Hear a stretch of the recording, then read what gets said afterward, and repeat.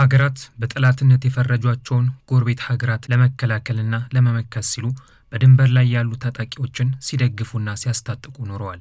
ይህ ሁነት በተለያዩ አህጉራት ላይ በተደጋጋሚ የተከሰተ ሲሆን እንደ አፍሪካ፣ እንደ ምስራቅ አፍሪካም እንደ ኤርትራም አይነት ያሉ ሀገራት ይህንን ተግባር ደግመው ደጋግመው ሲፈጽሙ ቆይተዋል። ኤርትራ ለብዙ አስርት ዓመታት በተለያዩ መንገዶች በምስራቅ ሱዳን ስትተገብረው የነበረው ድርጊት ሀገሪቱ በጎረቤት ሀገራት ቀውስ አብዝታ እንደምትሳተፍ ማሳያ መሆኑን አስመስክሯል። አስመራ ይህንን ተግባር እንደገና በኢትዮጵያ ድንበር ላይም እየደገመችው ነው የሚለው ንግግር ጎልቶ እንዲወጣ አድርጎታል። ሀገሪቱ የደህንነት ወሰኗን ከራሷ ድንበር ባሻገር ለመጠበቅ ስትል ወታደሮቿን በጎረቤት ሀገራቱ ስታስገባም ቆይታለች። ከዚህም ባለፈ የሱዳን ታጣቂ ቡድኖችን በማሰልጠንና በማደራጀት ድጋፍ ስታደርግ እንደቆየች እንደ ሆርን ሪቪው ያሉ የውጭ መገናኛ ብዙሃኖች ዘግበዋል። ይህ ስትራቴጂካዊ ተግባር ዓላማው የግዛት ማስፋፋት መሰረትን ያደረገ ብቻ አይደለም። ይልቁንም ከድንበር ባሻገር በጠላትነት የፈረጀቻቸውን ኃይሎች በቀላሉ እንዳይጠናከሩ በማድረግ ፖለቲካዊና ወታደራዊ አካባቢ መፍጠር መሆኑን ተንታኞች ይገልጻሉ። ስለዚህም ምስራቅ ሱዳን በሱዳን ጦርና በፈጥኖ ደራሽ ኃይሉ መካከል ባለው ጦርነት ውስጥ ከጀርባ በመሆን የሱዳንን ትርምስና ቀውስ ከማስፋፋት አልፋ ለራሷ የመከላከያ ግንባር እየፈጠረች መሆኗን ሆርን ሪቪው ሰፋ አድርጎ ባወጣው ዘገባ ላይ አስታውቋል። የኤርትራ ድንበሮች በተለመዱት የካርታ ምስሎች ግልጽ የጂኦፖለቲካ መስመሮች ሆነው አያውቁም። ሻዕቢያ ኤርትራን ከኢትዮጵያ ለመገንጠል የትጥቅ ትግል በሚያደርግበት ወቅት የሱዳንን ግዛትና ድንበር በስፋት ሲጠቀምበት ኑሯል። ታጣቂ ቡድኑ ኤርትራ ከኢትዮጵያ እንድትገነጠል ካደረገ በኋላ ሱዳን የደህንነት ስጋት ምንጭ ናት በማለት ክስ ከማቅረብ ባለፈ ወታደራዊ እርምጃም ሲወስድ ኑሯል። የአስመራው አገዛዝ ስጋት ደቅኖብኛል ያለውን የሱዳን መንግስትን ለማዳከም በምስራቅ ሱዳን ያሉ የሱዳን ታጣቂዎችን በማጠናከርና ወታደራዊ አቅማቸውን በማሳደግ እርዳታ ሲያደርግ ቆይቷል። የኤርትራ መንግስት ከዚህ የወሰደውን ትምህርት ዛሬም በጎረቤት ሀገራት ውስጥ በድጋሚ እየተገበረው ይገኛል።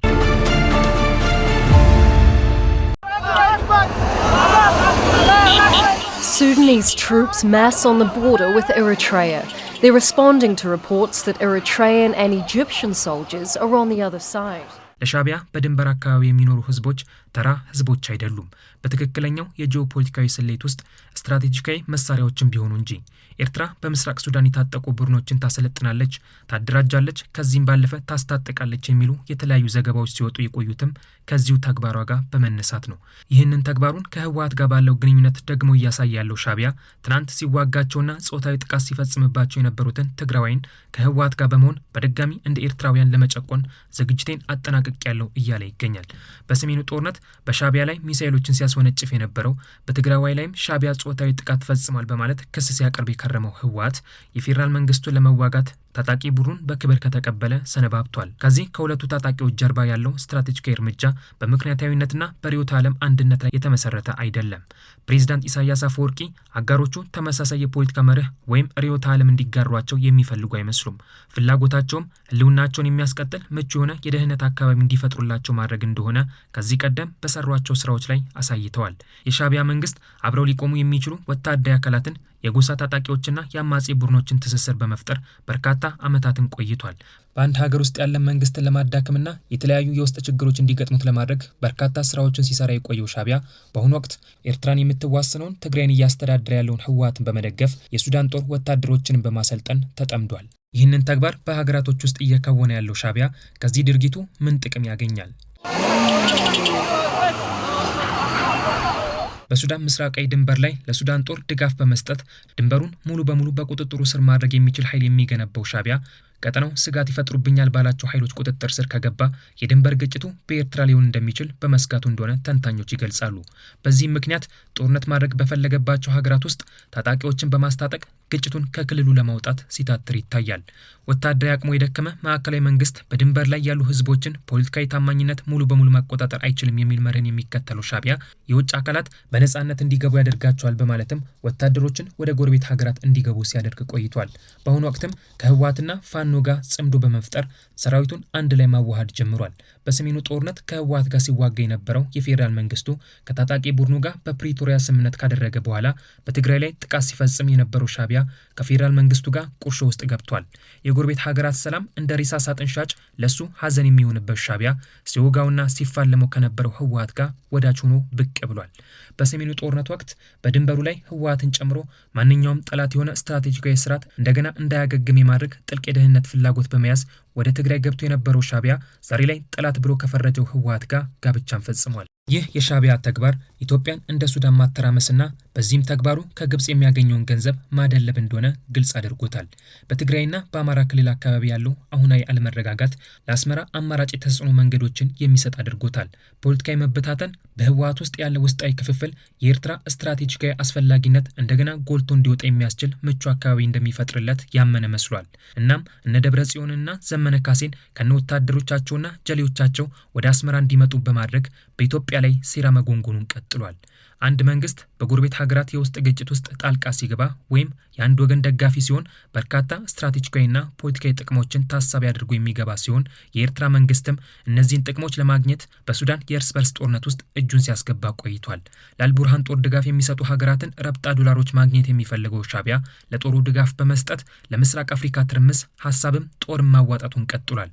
ይህንን የሱዳን የእርስ በርስ ጦርነት በመጠቀም በኢትዮጵያ ውስጥ ጦርነት ማዋለድ የሚፈልገው ሻዕቢያ ለሱዳን ጦር ድጋፍ በመስጠት በኢትዮጵያ ድንበር አካባቢ የታጣቂዎችን እንቅስቃሴ ለመቆጣጠርና ህወሓት በሱዳን በኩል መሸሸጊያና መተላለፊያ መስመር እንዲያገኝ ለማድረግ እየጣረ መሆኑን ግልጽ አድርጎታል። ሻዕቢያ ከሱዳን ጦር ጋር በሚፈጥረው ወታደራዊ ትስስር የባህር ዳርቻውን ደህንነት ለመቆጣጠርና በቀይ ባህር ላይ ፍላጎት ያላቸውን እንደ ኢትዮጵያ ያሉ ሀገራት ላይ ጫና ለመፍጠር የግብፅን ተልዕኮ ማስፈጸም ጀምሯል። በኢትዮጵያ ውስጥ ያሉ ታጣቂዎችን መርዳት ለግብፅም ሆነ ለሻዕቢያ አዲስ አይደለም። ከዚህ ቀደም ለግንቦት ሰባት የተለያዩ እርዳታዎችን ሲያደርጉ እንደነበረ ጠቅላይ ሚኒስትር አብይ አህመድ ከ17 ዓመት በፊት መናገራቸው ይታወሳል። በህዳሴ ግድቡ ምክንያት በኢትዮጵያ ላይ ጫና ለመፍጠር ስትታተር የነበረችው ካይሮ ለግንቦት ሰባት የቴሌቪዥን የአየር ሰዓት በመስጠት በኢትዮጵያ ላይ ቀውስ ለማስፋፋት ስትጥር መቆየቷን ጠቅላይ ሚኒስትሩ ሲናገሩ ተስተውሏል። በቅርቡ ከውሃ ጋር ተያይዞ ከግብጽ ጋር ተስማማን ማለት ጉዳይ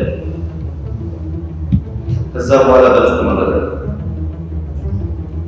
ናይሳት ሳምንት አውሰበት ለግንቦት ሰባት ሲቪ ለመስጠት ቢኮዝ ቀጥታ ከሚዋጉ ቴሌቪዥን መስመር ሲጣቸው በግንቦት ሰባቶች ምርጫ ሲያደናቅፉ ይችላል፣ ያጣሉ፣ ሊያለያዩ ይችላል። ካይሮ ይህንን ተግባሯን በአሁኑ ወቅትም በህወሓት ላይ እየፈጸመች ትገኛለች።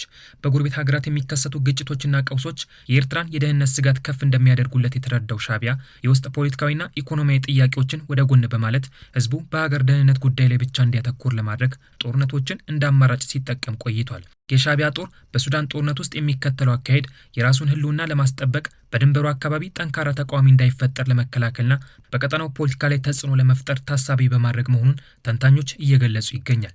የኤርትራ መንግስት በሱዳንና በኢትዮጵያ አዋሳኝ የድንበር ቀጠናዎች ለሚንቀሳቀሱ የተለያዩ ታጣቂ ቡድኖች የሚሰጠው የትጥቅ የመረጃና የሎጂስቲክ ድጋፍ የቀጠናውን ሰላምና ደህንነት በከፍተኛ ደረጃ አደጋ ላይ የሚጥል እጅግ አደገኛና አጥፊ ተግባር መሆኑን ተገንዝቦ አንድ የሚለው ጠፍቷል።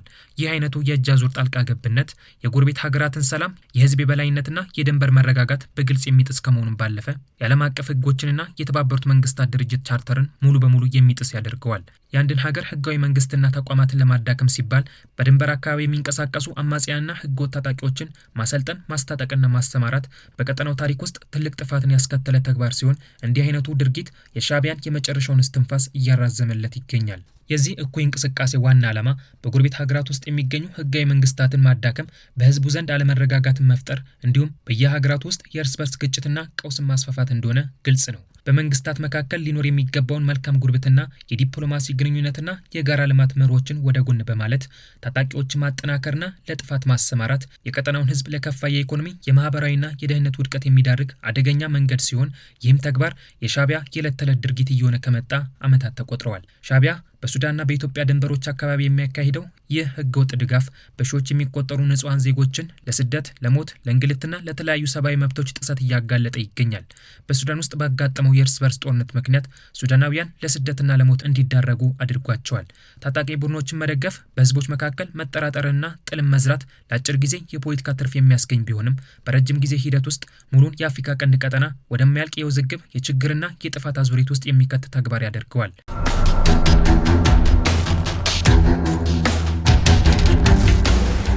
የሶማሊያን መንግስት ለመጣል ለአልሸባብ የጦር መሳሪያና የስልጠና ድጋፍ ሲያደርግ የነበረው ሻዕቢያ ምስራቅ አፍሪካ በአሸባሪ እንድትታመስ ሶማሊያውያንም በየጊዜው በተቀበሩ ፈንጂዎች ጥቃት እንዲፈጸምባቸው ሲያደርግ ቆይቷል።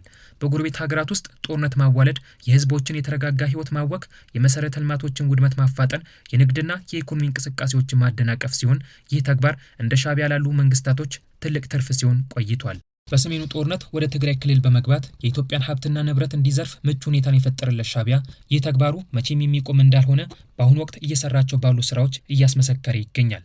ማንኛውም ሀገር የራስን የውስጥ ችግሮችና የፖለቲካ ፍላጎቶችን በጎረቤቶቹ አለመረጋጋትና በንጹሃን ዜጎች መከራ ላይ ተመስርቶ ለመፍታት መሞከሩ ፍጹም ተቀባይነት የሌለውና ቀጠናዊ ውጥረትን የሚጭር አደገኛ አካሄድ ቢሆንም ለሻዕቢያ ግን ይህ ተግባር እንጀራ መሆኑ ከዚህ ቀደም በሰራቸው ስራዎች አስመስክሯል። ከዚህ በተጨማሪም በድንበር አካባቢ የሚደረግ ህገወጥ የጦር መሳሪያ ዝውውርና የታጣቂዎች እንቅስቃሴ የአካባቢውን የተፈጥሮ ሀብትና የንግድ መስመሮች ለአደጋ የሚያጋልጥ በመሆኑ እንደ ሻዕቢያ ላሉ መንግስታቶች ይህ ተግባር ሁኔታው ለኔ ተመቸኝ እያሉ እንዲዘምሩ ያደርጋቸዋል። ውድ የሀሳብ ሚዲያ ቤተሰቦቻችን ሻዕቢያ በኢትዮጵያ ሀብትና ንብረት ለመክበር ከዚህም ባለፈ የሀገሪቱን ሰላም ለማመሰቃቀል ሲል በድንበር ላይ እንደ ህወሓት ላሉ ታጣቂ ቡድኖች ድጋፍ ማድረጉን ቀጥሏል።